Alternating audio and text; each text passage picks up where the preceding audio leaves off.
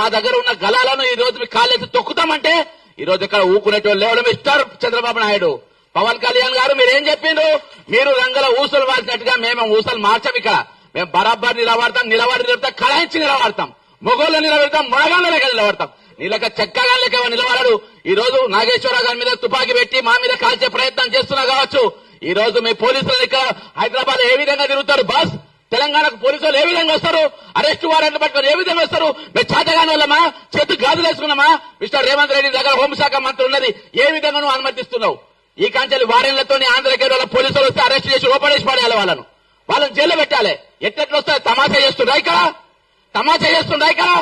ఇదే ఆఖరి ఎఫ్ఐఆర్ కావాలి, ఇదే లాస్ట్ ఎఫ్ఐఆర్ కావాలి. ఇంకోసారి ఎఫ్ఐఆర్ అయితే మామూలు కూడా చెప్తున్నా, పవన్ కళ్యాణ్ చెప్తున్నా, ఖబర్దార్ అని చెప్తున్నా, హెచ్చరిస్తున్నా. రిక్వెస్ట్ ఇట్లా బొంగుదింగ్ ఎవరు చేయడు ఇక్కడ.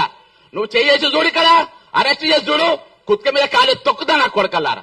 జై తెలంగాణ, అమరవీరులకు జోహార్లు.